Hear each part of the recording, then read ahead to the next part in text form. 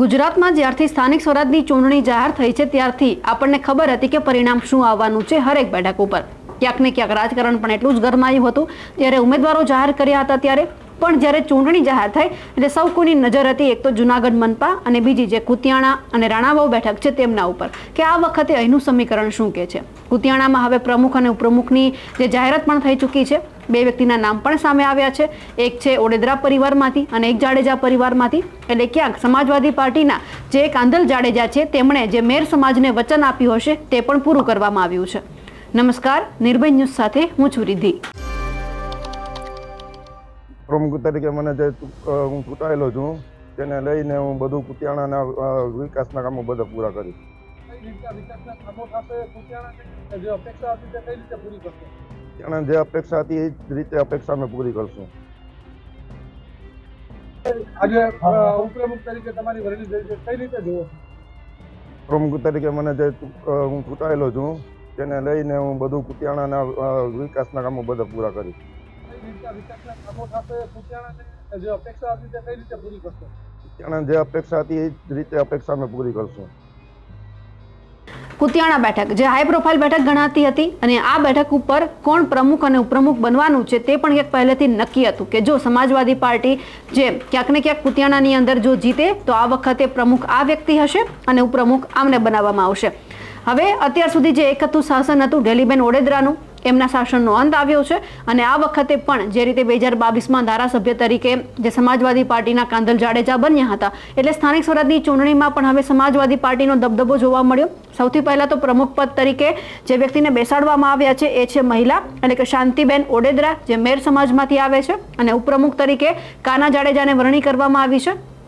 એટલે ક્યાંક જે કાંધલ જાડેજાએ જે અંદરખાને મેર સમાજને પણ આશ્વાસન આપ્યું હશે કે જો આ વખતે મેર સમાજ સમાજવાદી પાર્ટી એટલે કે કાંધલ જાડેજાની સાથે રહેશે તો પ્રમુખ તરીકે મેર સમાજનું નામ અમે પસંદ કરીશું.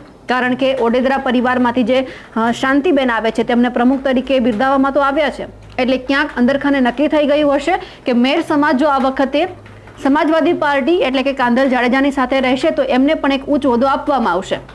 એટલે અહીંયા મેર પરિવાર પણ સચવાઈ ગયો છે અને જાડેજા પરિવાર પણ, કારણ કે અહીંયા જે રીતે ઉપપ્રમુખ પદે કાના જાડેજાની વરણી કરવામાં આવી છે એટલે જાડેજા પરિવારને પણ સાચવી લેવામાં આવ્યો છે. પોતે જાડેજા પરિવાર છે એટલે સ્વાભાવિક છે કે જાડેજા પરિવારને જે પણ પદ આપવામાં આવે એ ક્યાંક સ્વાભાવિક રીતે તેમના લોકો છે તે સ્વીકારી લેવાના છે. એટલે ક્યાંક જે ઓડેદરા પરિવારમાંથી પહેલા પણ જે મહિલા ઓડેદરા પાસે પદ હતું એ જ આ વખતે ઓડેદરા પરિવારની એક મહિલા પાસે આ પદ રાખવામાં આવ્યું છે જે શાંતિબેન છે. અત્યાર સુધી ઢેલીબેન છે એક હતું શાસન ચલાવતા હતા. હવે ઢેલીબેનની જગ્યા પર શાંતિબેન ઓડેદરા છે તે પોતાના હાથમાં બધો કમાન લેશે અને હવે એ જોવાનું છે કે આવનાર સમયમાં જે અત્યાર સુધી કામ વિકાસના નથી થયા તે શાંતિબેનના અંદરમાં કેવા કામ થાય છે.